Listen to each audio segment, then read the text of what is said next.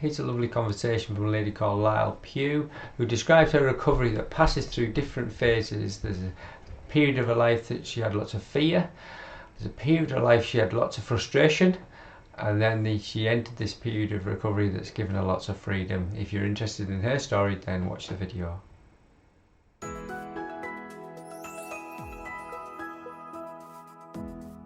Right, thanks very much for connecting, Lisle. And I feel that something I've learned is if you can help other people, it helps you somehow. And you've been very kind enough to share where you're at with this persistent pain pattern that lots of people have experienced. And it's good of you to say where you're at, wherever that is, because there will be people ahead of you, behind you. It's not a race, but wherever you're at, it is a worthy perspective to take. So Yeah. tell me about you. So I guess in terms of the pains, they started in my late teens, and I'm now nearly 50, so it's been a while. And it's kind of been a constant battle, path of discovery, I guess, to try and figure out the root cause of the pains. I was told quite early on that I had arthritis, which kind of scared the life out of me because I thought, oh God, you know, all my joints and bones are going to be worn out by the time I'm older. So it kind of terrified me, stopped me from kind of moving around and doing anything. So I then became quite overweight, quite inactive, and all of those pains got worse. And I then continued out the other side of that into then becoming more active, more mobile. I'm now a personal trainer. So I kind of tried to educate myself into sort of more health, more fitness, and try and kind of fix the pains that way, if you like. Learned a little bit about how nutrition can obviously lead into inflammation and stuff like that. And I guess I've got to a point where I've improved my health quite a bit. I've reduced the pains quite considerably, but they're still there. And that kind of bugged me because I thought that the health and fitness was going to be the answer. And yet they're still there. And then obviously then I've sort of come across your stuff, talking about how kind of trauma plays into it. And that was a bit of a light bulb moment for me because there's quite a bit of trauma in my past. So yes, I'm now interested to see whether that's the last piece of the puzzle, I guess. Oh, that is really interesting. Isn't it powerful, those words a long time ago? Oh, mind, you've got arthritis, you're going to get arthritis, you don't move, don't this. In the child of a young, in the brain of anybody, but of a young adult. Yeah. Who Yeah, I mean, told you that? I had visions that I was going to be in a wheelchair by the time I was 40 because my pains were so bad. And I thought, well, if they get any worse than this, I was already kind of occasionally, you know, borrowing other people's walking sticks and things like this and using crutches and different stuff like that. So I thought, God, if this gets worse, you know, where am I going to end up? So yeah, it's quite bad.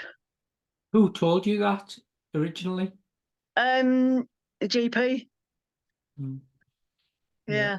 And what did you present with a range of pains or particular joint or? I think actually it started with some pains in my big toes. And I think that was, they kind of ruled out gout and other things like that. And they said, oh, it'll just be arthritis. I was like, oh. And then I think it was a year or a couple of years after that I started to get pains in my knees. And again, that was then, oh, that'll be arthritis. So, oh my God, I've got it in my toes now. I've got it in my knees. Yeah, and then those pains they went everywhere. So you know, in the end, I had pains in feet, ankles, knees, hips, shoulders, elbows, wrists, all the major Heads and joints, really. shoulders, knees and toes, knees and toes. Yeah, The way it's envisioned by lots of people who experience that is like it's an infective disease almost, isn't it? rather than a single arthropathy or single joint that's had a bit of damage, or maybe some changes over time with aging. It's almost like it's spreading through me, and the pain in each joint is another piece of this really dangerous thing that I can't do anything about. Yeah, yeah. It's And I think incredible how much. I had a little bit of a kind of light bulb moment, because the knees were kind of the crux of the problem. So although I had these other aches and pains, and the knees were, I guess, because you're trying to stand on them and walk on them, so they become the biggest problem. And I did eventually. I had operations, exploratory cameras put into my knees. They put them into one knee and lost the results, which then resulted in lots of sort of physiotherapy and stuff like that, where they just tried to guess at what the problem might be. I then had the cameras put into the other knee, and they came back and said there's no signs of wear or tear there. It's just what you would expect for your age. There's nothing abnormal there. And I guess that could have gone two routes. I could have gone, well, it's got to be something. But I kind of took the notion that, well, my fear was that the knees were wearing away, that, you know, they were going to not last my lifetime. And to be told that actually there wasn't any wear there, I took the kind of mindset of, right, so then maybe if I exercise, I can make them stronger. Nothing's wearing away. So, you know, that kind of gave me a bit of a green light to start moving them. Yeah, it's a little bit like the Wizard of Oz, isn't it? Behind the curtain, this big illusion of it's a very unpleasant illusion, but kind of pulls the curtain back, and there's actually an old man there giving you wrong messages. Yeah. So the very fear-based starting point, I suppose, transitioned into, hang on a sec, I can crack on here, and then it's maybe moved into frustration-based approach. Yeah.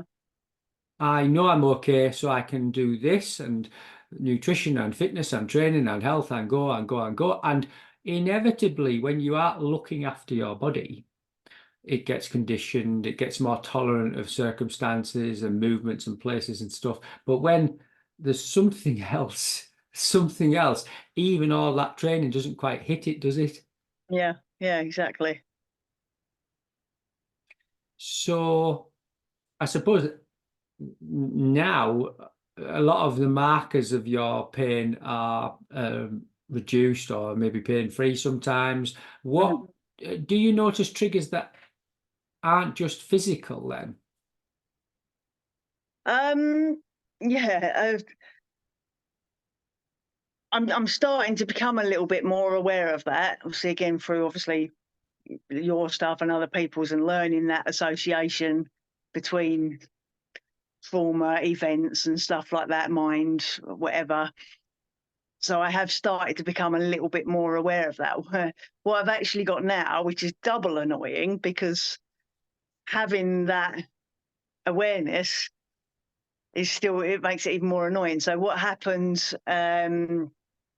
about, where are we, 12, about 16 months ago, I guess, I had quite a bad kidney infection, and ended up in hospital, come quite out of the blue. And because I'm healthier now and I'm looking after myself, it was, you know, a bit of a setback for me in that respect. And what I've noticed now is that when I'm stressed and things are getting a bit much, I get a pain in the kidneys. And I know, because of all of the things that I know that that's the site that it's choosing, because that's the one that's going to resonate with me. And so my conscious self knows that there's nothing wrong with my kidney. And I've even had further tests and everything to rule out anything with the kidneys. So I know there's nothing wrong with them. And yet I can, when things get a bit much, I get that pain right there. So Yeah. and so yes, it's as you, I know you've said it a lot, knowing what it is and isn't, Yeah. it still isn't helping, kind of thing. Well, awareness or self-awareness, which you're patently very self-aware, and from what you describe, you're very determined. Mm. So this determined and self-awareness side by side is a good combination. However, it lacks something. that you might be open to, because you don't lack self-awareness. Yeah. You could probably write a book easy. Now you know it, you could write a book easy, and you'll see it in your clients and stuff like that. You can't unsee it. So you're self-aware, but you're very determined with that self-awareness to do something about it. Because it's an unpleasant sensation, you still have a default. And you default in the presence of a challenging situation, physically, emotionally, psychologically, painful, unpleasant, whatever you describe it as, your default is to be determined to push through it. Yeah. You're in it, solve it, work it out, push through it. Used to be fear occasionally, but now you actually take it on head on. Now, what happens with that determination is you lose self-awareness. This one disappears. So the people who really recover find self-awareness, determination that they can regulate, not let the dog off the leash. They've got to regulate it, but it's paired together with such a sense of warmth and kindness to that organism that's innately determined and probably conditioned to be pushed a bit harder, and now consciously very self-aware.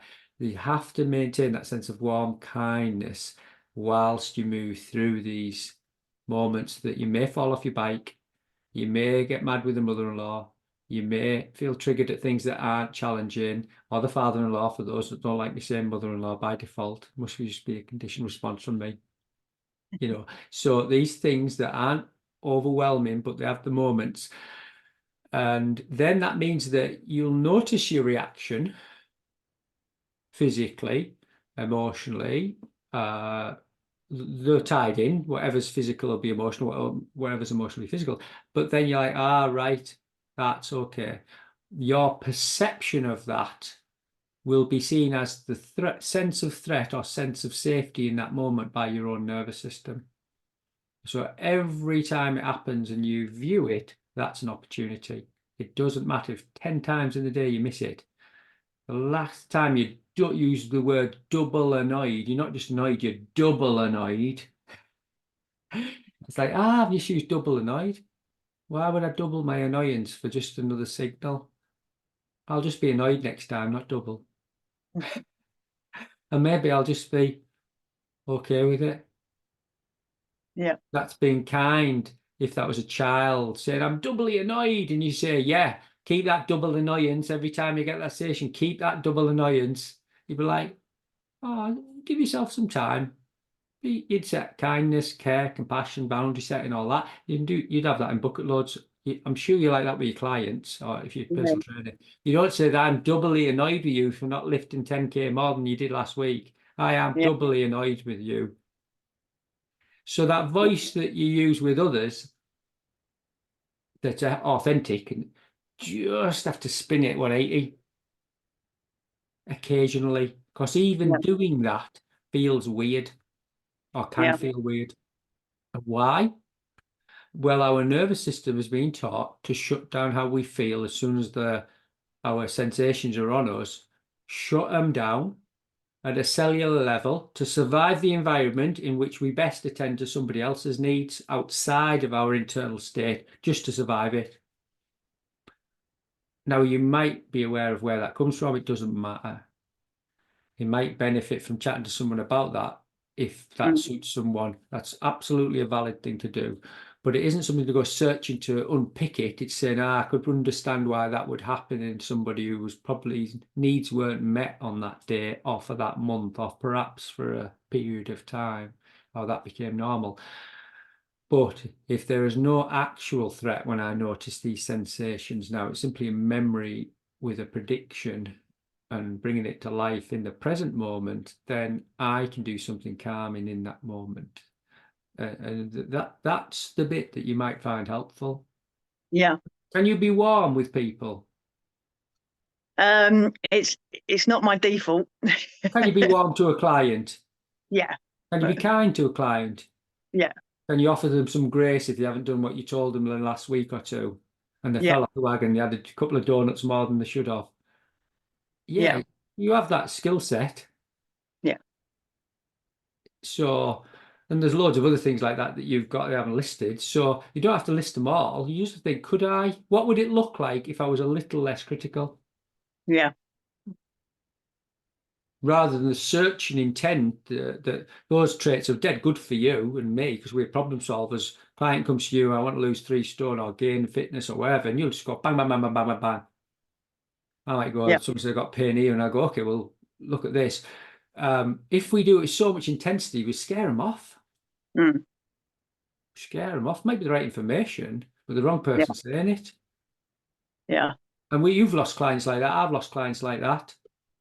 yeah, And sometimes you thought, oh, there's some clients I'd rather not have, and they love you yeah, because you're just using the right voice yeah, for them. And that's interesting what you said there. You don't need to know more. You don't need to know more. You might think you do, but I bet you don't. yeah, Probably just need to be more patient with yourself. yeah, yeah. My default is to attack problems. So I'm very much going, oh, got to get at it, got to get it. Yeah, so it's quite a sort of aggressive and confronting kind of approach to Yeah. dealing with problems. And Yeah. that's something I'm trying to change, to just, like you said, just kind of just relax Well, and it's just the go, attack dog that you might need the attack dog. mm, You might need that if you're in an emergency situation. You need that skill set. There are others around you might not have it. So celebrate that. It's yeah, not bad. It's a strength. But if we live in what's it called, a dualistic universe, there's got to be an opposite to it, which is a weakness or a vulnerability. yeah, And exploring that's quite interesting. Exploring that's interesting without criticizing it, because you might use softer tones for certain moments, and you might need the guard dog and the atty that's has its place, and it might save your life one day, and it might have saved it already. So it just needs kind of regulating in a way that growing this skill set that's the opposite polar mechanism. And that's really interesting when you view it through that calm, determined mechanism, because you have got good at lots of different things, loads of different things, and you can get good at this. You are getting good at this. yeah. You are good at this. What was your tipping point, do you think? Obviously, you did the fear stuff for a few years, did the frustration stuff. What did you come across? What did you notice? Were out there by accident, by serendipity? I think, yeah, I get, like I say, it was that moment where they said nothing was wearing away was definitely a point. And my GPs and stuff like that, and physiotherapists and stuff, had all kind of said, "Oh, don't do squats, don't do lunges, don't do anything like that. Don't run, don't nothing like that. Just maybe a bit of gentle swimming. Don't do anything more than that." And I guess I started to hear things that sort of contradicting about whether or not squats and lunges were bad for you, whether they might actually be good for you. Whether running was really bad for the knees or whether it might actually be good for the knees. And I guess it was the beginnings of the internet, really. So it was that chance that you could actually just go on the computer and Google and say, well, is it or isn't it? And that information was straight there in your face. You didn't have to go down the library and try and get a book out about it.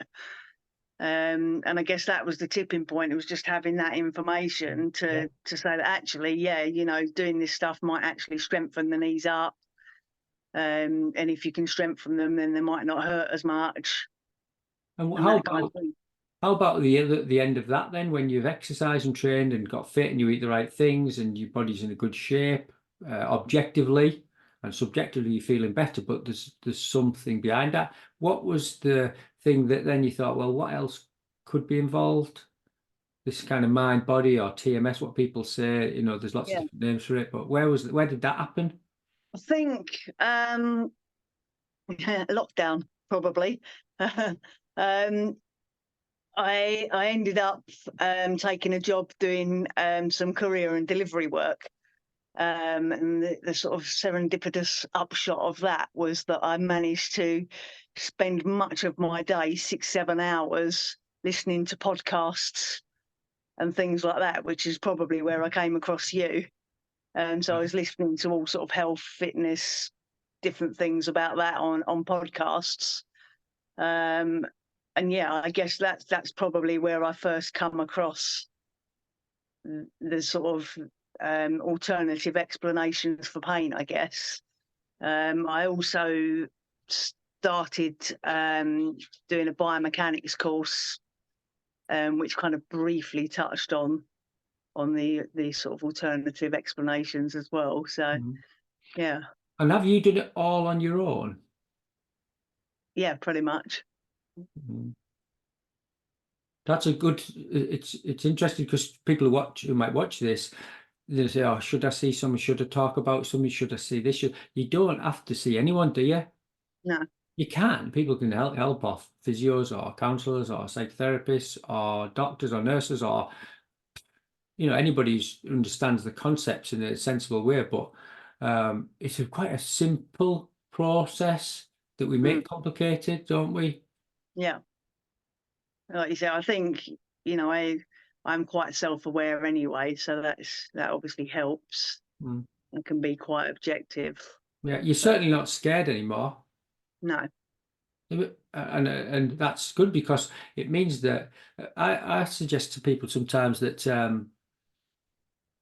sometimes they chase the emotion. What is the emotion attached to the pain? Da, da, da, da, da, and they can look for all sorts of things. And it's very simple. If the fear doing things, that's fear. And if they smash through it, it's generally frustration. There might be lots of other nuance. It's all based in fear of some sort of another. But that means that by definition, that a particular pain might be attached to fear or frustration. So if you had another situation in life that was frustrating, surprise, surprise, which pain comes back? This one. Yeah. Now, if that fear, pain and frustration appear on a cold day, the cold gets involved. Because people aren't consciously aware of this emotional link, they'll attach the fear to the cold. Yeah.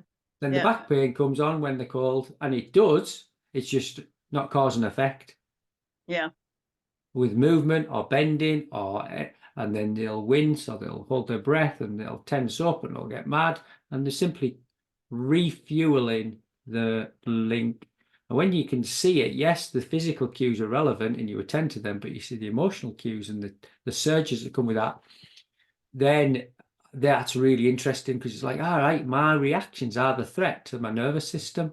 My reactions. If there's something objectively happening in life, like divorce or grief, or the dog's at your homework, or your kids are being expelled, or objective stress is fine. It means that it's likely that you're going to be challenged not just with the emotion, but the pains that are defaulting to that around those times, or if you're thinking about them. But if it's objectively life's pretty good, people will say, "Oh, my life's great now, smashing." It's deal with the pain then and your reactions to it. And that's where behavior change, which is the process of recovery, really, it's kind of mad to think it's behavior change. Yeah, and I think I've tried to do quite a bit of work in desensitizing through language as well. So I try and avoid the word pain if possible. And at worst, I might say it's an uncomfortable sensation or something like that. I try to kind of defer it into tingling or warmth or something like that to help kind of desensitize, get away from the aggressiveness, I suppose, of the word pain. Yeah. So are you happy to stop using doubly annoyed? Yeah, I'll try. I'll add that to the list. I'm teasing you. It's interesting though, isn't it? Yeah. Doubly annoyed. Yeah. I'm glad you picked up on that because I hadn't noticed that one. So I'll be aware of that one now. So if you notice the pain language dead easy, look at the emotion language. How do I describe emotions that I might have? How do other people describe emotions? Because they'll say I haven't just got a bad back, I've got a really, really bad back. Yeah, yeah, Oh, it's stabbing, burning, shooting. They kind of bring it all to life unconsciously. This isn't this. Listen, I've used that language. We've all used it. It's just instinctual language, amplified by conditioning. And when you see it, you're like, okay, if you catch the behavior, first of all, that's good. You notice it. If you replay it, that's okay. If you change the behavior that comes after catching it, you'll change the habit. It yeah, comes afterwards. It's the coming down from it, knowing, well, that's okay. I said doubly annoyed. No problem. That's all right. Next time I sense that sensation, it tends to come with the hand on the back and I'm doubly annoyed. I'll have a few deep breaths. I'll shrug my shoulders and say, that's okay. You're wiring a new neural circuit in that moment. You've already wired it, by the way. You've already done it. It's already happened. Notice the pain in your kidney. It's not there at the moment, is it? a little bit. Right, good. Notice it. Yeah, Yeah, be okay with it. How do you feel about it? yeah, it doesn't bother me because I know it's nothing, but You're okay with it being there. You're allowing it there. yeah, You're not doubly annoyed about it, are you? a little bit. You can kid me, you can't kid yourself. It's something to practice on. Yeah, yeah, Something to practice on anyway. It's lovely talking to you. yeah, I know that when you sent me the email message, said, "Do I'll chat." I'm halfway there. I understand what you're saying. I do. yeah, I do. But it's really honest of you to be transparent, to show yourself and say, look, this is where I'm at. No, this is where I'm at too. I'm at, you're at, whoever is interested in this. The perfection, we're already perfect. We're already perfect. Chasing it in some other concept doesn't really exist. It's yeah, knowing that some of the things we feel are real and need attending to but some of the things we feel are real that don't need our reactions to anymore. You yeah, almost have to feel them to heal them. It's a bit twee to say that, but you just allow them to be, not let them overwhelm us. Check that there isn't any actual danger in the room that we're both in. Check there's no impending danger. Get something checked that you're not so sure about, like you've had done till the cows come home. But yeah, thereafter, just get curious about what else might be involved that could be playing a part that we might have missed. yeah. Great stuff, Lisle. Great stuff. Thank you very much for all your time. Thank you. Can I ask you if you were giving I don't know, an inspirational message to your clients, anybody who's just come across this video, yours is the first video they've ever come across, what would you say to them? What would you say to them that it might be helpful? I think just don't get hung up on trying to find a diagnosis for your pain, because chances are the diagnosis isn't going to help you anyway. And just like you say, explore other ways to maybe find a solution beyond getting a name for what it is and getting medications or whatever. Look at self-healing and see what you can do with the mind, because the mind is I think a stronger tool than any drugs anyway. And you keep yourself healthy. Yeah, great stuff. Thanks very much, Lisle. I hope you stay in touch, and I'm very appreciative of you spending your time with me. I'm going to just